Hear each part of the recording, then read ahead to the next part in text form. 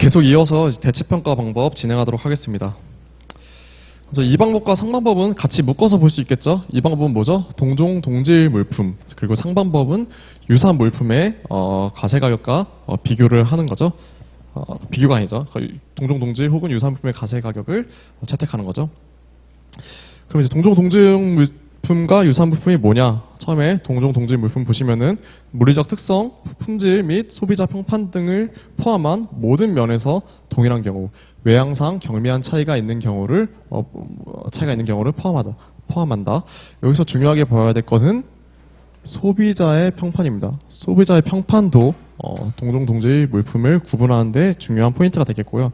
유사한 물품 같은 경우에는 모든 면에서는 동일하지 않지만 동일한 기능을 수행하고 대체 사용이 가능할 만큼 그 특성과 구성 요소를 보유한 경우, 동종 동질 및 유사한 물품의 판단에 대해서는 우리 예에 1.1에서 7개의 물품이 예시로 들고 있어요.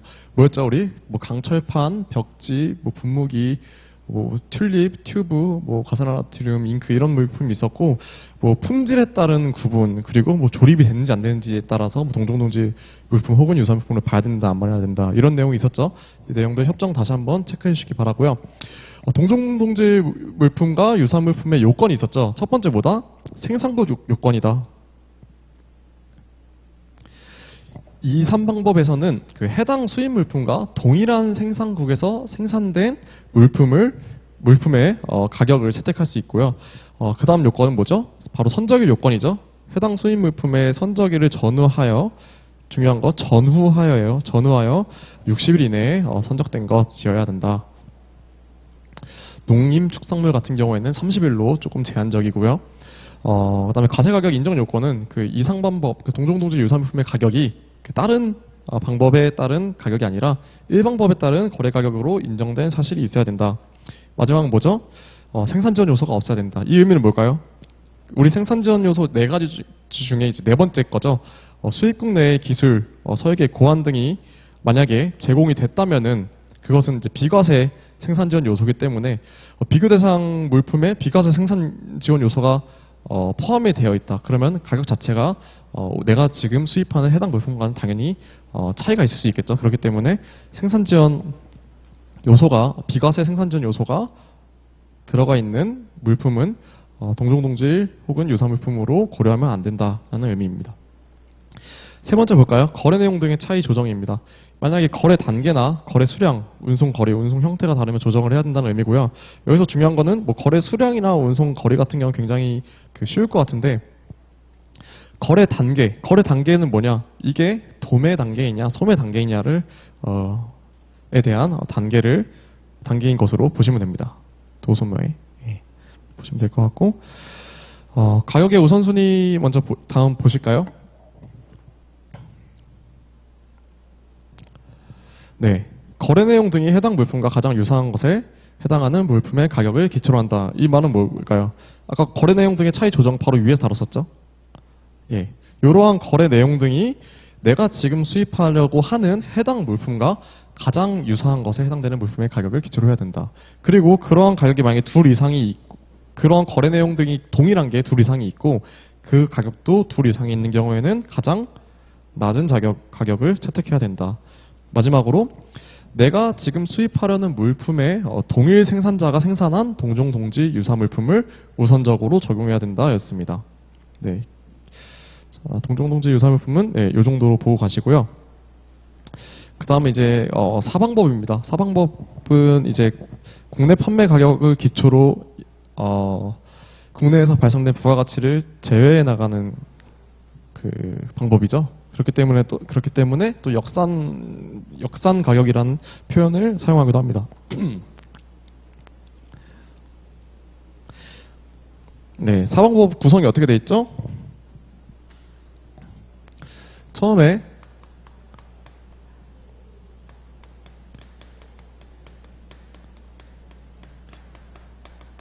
국내 판매 가격을 기초로 해서 뭘 빼야 된다? 수수료나 이윤 및 일반 경비를 빼야 된다. 그리고 또 뭘 뺀다?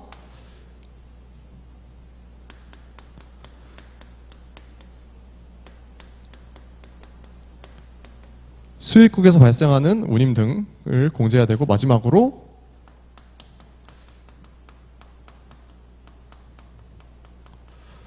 수입국에서 발생하는 조세 공과금을 빼서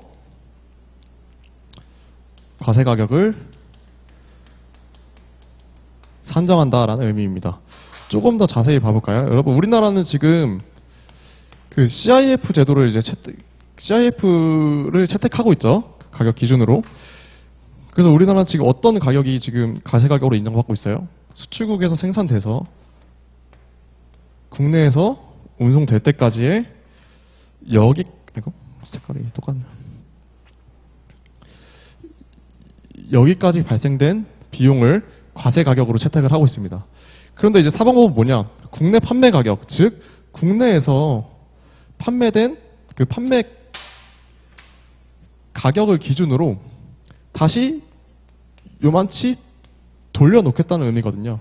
그럼 이 돌려놔야 될 게 뭐가 있냐? 돌려놔야 될 것들이 바로 얘네들입니다. 수수료 혹은 이윤 및 일반 경비, 그다음에 수입국에서 발생하는 뭐 이런 운임, 그다음에 수입국 내의 조세 공과금을 공제해서 판매 가격에서 이런 공제 요소들을 공제해서 이 수입항 본선 하역 준비 완료 시점까지의 가격으로 돌려놔서 그 가격을 과세 가격으로 인정해주겠다라는 의미입니다. 자, 그러면은 이제 여기서 첫 번째 국내 판매 가격은 이제 어떻게 산출을 해야 되냐? 국내 판매 가격은 먼저 일단 해당 물품의 국내 판매 가격이고, 해당 물품의 국내 판매 가격이 없으면은 동종 동질 그리고 유사 물품의 국내 판매 가격을 채택할 수 있습니다. 일단은 수입된 것과 동일한 상태, 수입된 상태 그대로 판매가 돼야 됩니다. 예, 수입된 것과 동일한 상태로 수입 신고일과 동시 또는 거의 동시에 90일 조건이고요. 요거는 수입 신고일로부터 90일입니다. 플러스 마이너스 요건 그 우리 2, 3번부 때 한 것처럼 플러스 마이너스가 아닌 수입 신고일로부터 90일 조건이고요. 그 다음에 특수관계자가 없는 자에게 가장 많은 수량으로 판매된 단위 가격, 그리고 거래 단계 또한 수입 후 최초의 거래 단계에서의 판매를 의미합니다. 이 수입 후 최초의 거래 단계에서의 판매는 어떤 걸 의미할까요? 수입 후에 내가 수입을 하고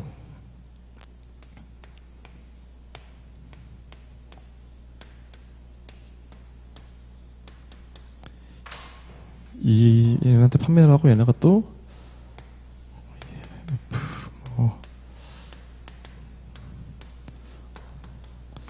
이렇게 뭐 판매가 됩니다. 수입자죠. 뭐 별다른 제조 가공하지 않고 그대로 이제 국내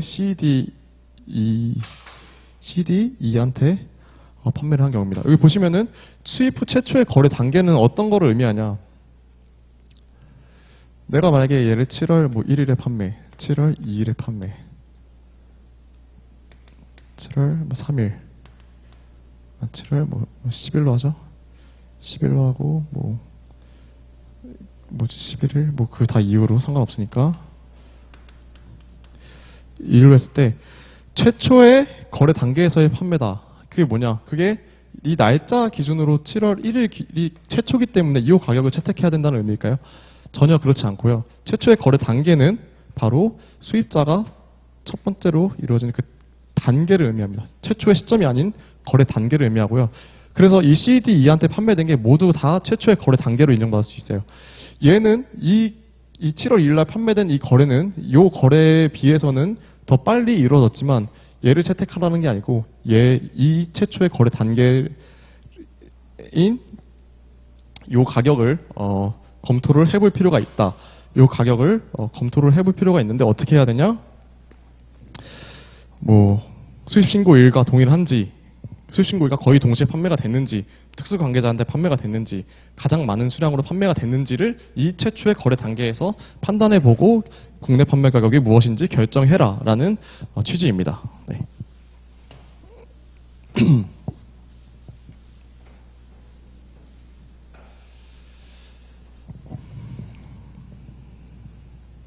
네, 이 다음에는 이제 국내 판매 가격의 산정에 대해서 알아볼 건데요. 국내 판매 가격은 어떻게 산정하냐? 직접 지급 플러스 간접 지급을 더한다. 국내 판매 가격에서 직접 그냥 그러려니 하고 넘어갈 수도 있긴 한데 한번 보시면은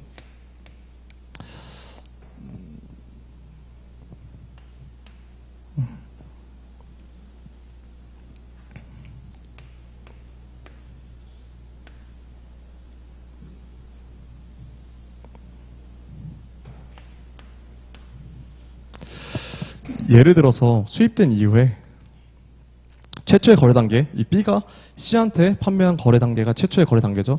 그러면 이 판매 가격이 있을 텐데 이 판매에 대해서 이제 거래 조건 자체가 뭐냐? B가 C한테 조건을 다는 거예요. 너 나한테 이거 100을 주고 내가 얘한테 우리 간접 지급이랑 똑같죠? 내가 얘한테 10만큼 줄 게 있으니까 너가 이걸 대신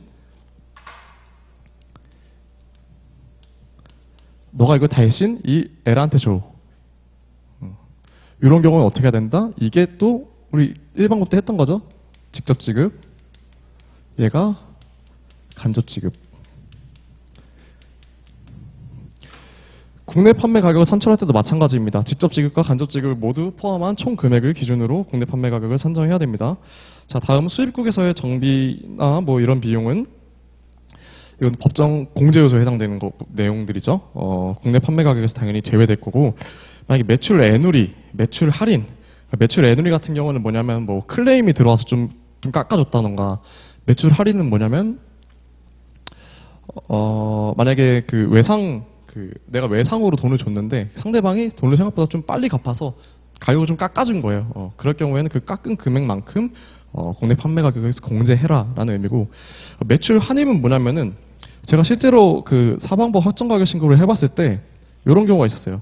당연히 이제 매출 자료를 받아서 이제 검토를 해야 되는데 뭐 매출이 뭐 A 물품에 대해서 뭐 100원, 120원, 130원 이렇게 찍혀 있다가 갑자기 마이너스 100원, 마이너스 뭐 120원, 다시 플러스 140원 이렇게 되어 있는 거예요.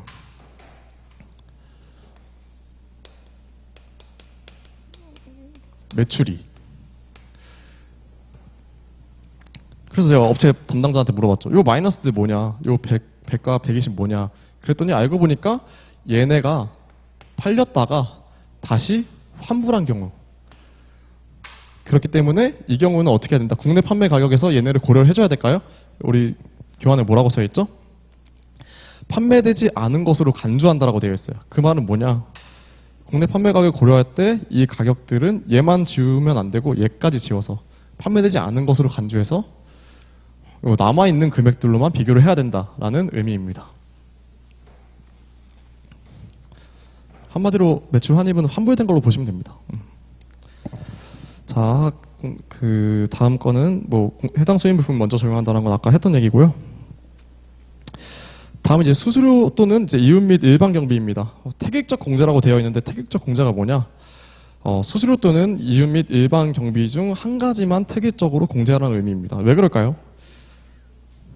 앞서 설명드렸지만 사방법은 수입된 상태 그대로 물품을 판매해야 돼요. 그럼 거래 형태를 크게 두 가지로 나눌 수가 있거든요. 첫 번째 거래 형태, 두 번째 거래 형태.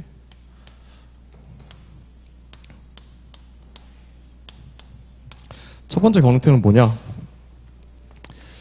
얘가 C한테 판매를 하겠죠? 얘가 C한테 판매를 하는데 이 판매 대금을 뭐 그대로 만약에 판매 대금이 110이면 110을 그대로 줬다가 수수료 형식으로 10을 돌려받거나 아니면은 얘가 110을 받고 실제로 반납할 때 100만 돌려주거나, 한마디로 이 금액의 성격이 이윤이 아니라 그 판매자와 수입자 간의 그 수수료 성격이라는 거거든요. 예. 수수료 성격으로 이 10만큼 받았을 때, 혹은 소유권이 이전되는 거죠. 판매자가 구매자에게 물품을 판매하고 다시 수입자가 국내에서 판매를 할 때 판매자가 구매자한테 수수료 거래라기보다는 구매자가 직접적으로 이윤을 붙여서 파는 거죠. 똑같이 100에 수입해서 110 이윤을 붙여서 파는 경우 때문에 거래 형태가 이 두 가지다. 그렇기 때문에 수수료와 이윤 및 일반 경비는 둘 중에 하나만 고려해야 된다라는 의미입니다. 보통은 이윤 및 일반 경비가 많이 적용이 되고, 실제로 문제도 수수료 문제는 거의 안 나오고요. 이윤 및 일반 경비의 문제가 대부분입니다. 자, 이윤 및 일반 경비율 산출하는 거 한번 참고하시고, 그러면 이제 이윤 및 일반 경비율과, 그러니까 내가 수입한 물품의 이윤 및 일반경 비율과 동종 동류 물품의 이윤 및 일반경 비율을 비교를 해서 공제되는 그 류를 찾아야 되는데요. 자, 보실까요? 그 이윤 및 일반경 비율 같은 경우에는 한번 기재도 좀 참고하시기 바라고요. 다음은 동종 동류 비율입니다. 그 납세자의 이윤 및 일반경 비율과 동종 동류 물품의 이윤 및 일반경 비율을 비교를 해야 되는데, 그러면은 동종 동류 물품이란 뭐냐? 보시면은 수입 물품이 제조되는 특정 산업 또는 산업 부문에서 생산되고 당해 수입 물품과 일반적으로 동일한 범주에 속하는 물품이라고 정의되고 있습니다. 우리가 앞서 다뤘던 이 방법에서 다뤘던 동종 동질 물품보다는 훨씬 더 포괄적인 개념인 거고요. 동종 동류 물품 안에 동종 동질 물품이 포함되게 되겠죠. 그리고 그 밑에 이제 100분의 뭐 120 이하, 100분의 120 초과 막 이런 게 나와 있어요. 요걸 한번 예를 들어서 한번 설명드리도록 하겠습니다.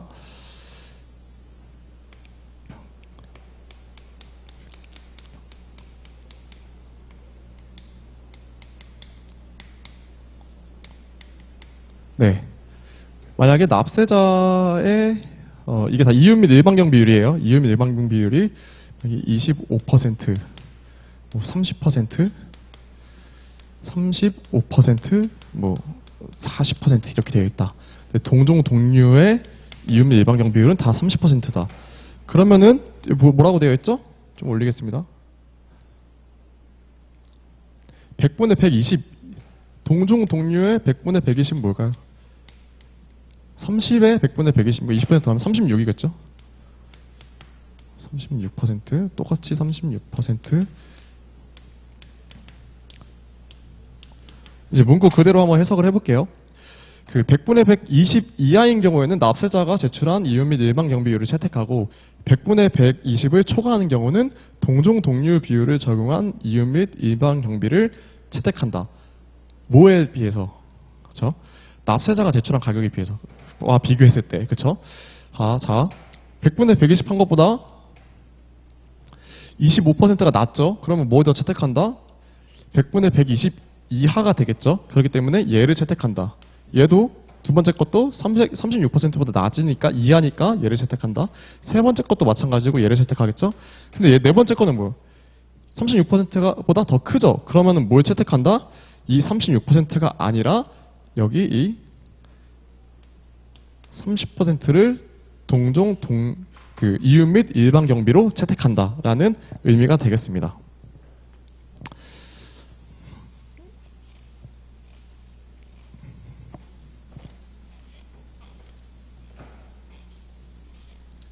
네, 다음은 이제 국내 발생 운임 보험료인데요. 뭐 어렵지 않죠. 국내에서 발생한 뭐 하역, 검수, 검역, 검사 통관 비용 등, 그리고 조세 공과금도 뭐 수입국 내에서 발생하는 뭐 세금적인 부분일 거고요. 만약에 덤핑 방지 관세나 상계 관세가 부과된 경우에는 모두 공제 대상이 되겠습니다. 사방법의 마지막으로는 이제 초공제법인데요. 초공제법 뭐예요? 만약에 동일한 상태로 첫 번째 거래 단계에서 동일한 상태로 국내에서 판매되는 경우가 없을 때는 그 판매되는 그 물품이 없을 때, 그때는 수입 후에 일정한 가공을 거쳐도 판매할 때 여기서 원래 수입된 상태 그대로 판매해야 되는데 그런 경우가 없어서 없는 경우에 한해서 이 B에서 C로 넘어갈 때 가공을 거쳐도 이때 판매된 금액인 뭐 200을 기준으로 해서 역산해서 과세 가격을 산출할 수 있다라는 의미입니다. 적용 요건 보실까요? 수입된 상태로 판매되는 동종동지 유사물품이 당연히 없어야겠고요. 그 다음에 수입자의 요청이 있는 경우, 특수관계 없는 구매자에게 판매. 얘네 둘이 특수관계자가 없어야 된다는 의미입니다. 특수관계가 없는 구매자에게 판매해야 되고, 해당 물품에 대한 그 추가 가공 및 실제 발생한 부가가치. 요거 뭘까요? 여기서 이 발생한 부가가치가 동종동질 물품이 아니라 해당 물품, 내가 수입하는 바로 그 물품에 대해서 실제 추가적으로 국내에서 발생한 부가가치를 빼줘야 된다라는 의미입니다. 뭐 일반적인 사방국가의 차이 한번 보시면은 이해하시기 어렵지 않을 것 같습니다. 네, 다음은 이제 5방법입니다. 예, 수출국 내에서의 산정가격 기초로 해서 과세가격을 결정하는 방법이고요. 5방법에는 이제 원재료 수출국 내에서의 원재료, 조립비, 가공비 등의 이윤 및 일반 경비, 수출자의 이윤 및 일반 경비겠죠. 그리고 우리나라 수입형까지의 운임 및 보험료를 더하면 되겠습니다. 뭐 제조 원가, 그 제조 원가를 더하는 건 당연하겠죠. 예. 여기 보시면은 뭐 인건비, 조립비 뭐 이런 것들을 모두 포함한 제조 원가를 더해야 되고, 만약에 생산 지원 요소가 있으면 이를 더해야 됩니다. 이때 주의할 점은 뭐냐면은 우리 생산 지원 요소 중에 네 번째죠. 뭐 설계도나 기술 등을 제공했을 때 우리나라에서 개발된 것은 가산 요소에서 제외하도록 되어 있습니다. 이 생산 지원 요소, 오방법에서의 생산 지원 요소를 보실 때는 실제로 그 수출자가 부담했는지 안 했는지 여부를 중점으로 봐야 돼요. 그래서 일반 법상의 이제 가산 요소랑은 좀 다를 수 있는데, 수출자가 실제로 돈을 이 물품을, 쟁점 물품을 생산하기 위해서 돈을 지불했는지가를 이제 포인트로 해서 보셔야 됩니다. 그렇기 때문에 다른 건 나머지는 다 똑같아요. 나머지는 똑같은데 뭐가 다르냐? 이 부분은 다 동일합니다. 특히 여기서 우리나라에서 개발된 기술이 생산됐을 때, 만약에 공급 형태가 유상 공급이다. 즉 실제 수출자 혹은 수출국 내 제조자가 이 우리나라에서 개발된 기술이나 설계도를 돈 주고 샀다라고 하면은 오방복 산선 시에는 가세 가격에 포함해야 된다. 이 부분만 좀 주의하시면 될 것 같습니다. 좀 넘어가도록 하겠고요. 이윤 및 일반 경비율은 뭐 계산 방법 나와 있고, 수출국 내의 동종 동류 물품에 대해서 우리나라에 판매할 때 통상 반영하는 이윤 및 일반 경비율을 의미합니다. 이윤 및 일반 경비율은 뭐 일체로서 취급돼야 된다라는 거 참고해 주시기 바랍니다. 그리고 운임 보험료는 당연히 우리나라 수입항 도착이 뭐죠? 본선화역 준비 완료 시점까지 발생한 운임 보험료겠죠. 네. 5방법 넘어가도록 하겠고요. 예, 이제 마지막으로 6방법입니다. 6방법은 말 그대로 합리적 기준에 따라 가세 가격을 결정하는 경우입니다. 1부터 5방법까지 뭐 이것저것 다 해봤는데 결국에 안 된다 했을 때 내려오는 게 6방법이고요. 그 6방법까지 내려왔기 때문에 기존에 2방법에서 5방법까지 열어줬던 거를 조금 더 열어줍니다. 예, 한번 보실까요? 신축적 적용입니다. 첫 번째, 이상 방법을 적용하기 위해서는 이제 뭐 생산국 요건이나 수입 그 선적일 요건, 그리고 가격 인정 요건이 있었는데 6방법에 와서는 조금 더 범위를 넓혀줍니다. 자, 이상 방법의 신축적 적용. 원래는 해당 물품의 생산국이었어야 되는데 다른 생산국으로 이제 좀 더 확대해주고, 수입 선적일로부터 전후하여 60일이었는데 전후 90일. 그리고 원래는 1방법에 따라 인정된 가격이었는데 4, 5방법에 따라서 인정된 가격도 허용을 해준다라는 의미입니다. 그 다음에 이제 4방법의 신축적 적용인데요. 우리 좀 전에 얘기했죠. 초공제법은 납세 의무자에 갔다 올까요? 네. 수입자 혹은 납세 의무자의 요청이 있어야 되는데 6방법에서는 이러한 요청이 없이도 초공제법을 적용한다. 그리고 선적일로부터 90일 요건을 180일로 확대한다가 이제 신축적 6방법에서의 신축적 적용입니다. 그럼에도 불구하고 우리나라 시행령 29조에서는 그래도 6방법으로까지 내려와도 이 가격은 절대 사용하면 안 돼라는 기준을 두고 있는데요. 총 7개입니다. 한번 보시면은 우리나라에서 생산된 물품의 국내 판매 가격은 인정하면 안 된다. 그리고 둘 이상의 가격이 있을 때 반드시 높은 가격으로 높은 가격 기준으로 해야 된다고 하는 가격은 인정할 수 없다. 수출국의 국내 판매 가격, 5방법을 신축적으로 적용했을 때 5방법 외의 방법으로 거래 가격이 산출된 경우에는 인정하면 안 된다. 그리고 다른 나라로의 수출 가격, 그리고 적어도 이 가격은 돼야 된다라고 규정하고 있는 최저 가세의 기준 가격, 마지막으로 자의 가공적 가격은 절대 사용 불가능하다는 취지로 규정하고 있습니다. 네, 그리고 정말 마지막으로 이제 특수물품의 가세가격 결정이 우리나라 시행규칙 제7조의 2부터 7조의 8까지 규정하고 있는데요. 총 수입신고 전 변제 송산 물품, 여행자 휴대품, 임차 물품, 중고 물품, 보세공장 반입 물품, 범칙 물품, 보세구역에서 거래되는 석유를 이렇게 쭉 좀 특수한 경우죠. 특수한 경우를 좀 나라에 비해서 시행규칙에서 규정하고 있는데 이런 부분도 공부하실 때 반드시 놓치지 않고 체크하셔야 되는 부분인 것 같습니다. 네, 여러분 이상으로 이제 그 관세평가 구조정리 강의는 마치도록 하겠고요. 지금 뭐 아직 머릿속에 평가 체계가 완전히 잡히실 단계는 아니라고 생각이 돼요. 그래서 아직 너무 뭐 오늘 수업한 게 다 이해가 안 되신다고 해서 너무 조바심을 느끼진 마시고 이해하는 거 있으면 이해한 대로, 만약에 이해 안 된 거 있으면 한번 기본서를 다시 한번 보는 계기가 되었으면 좋겠습니다.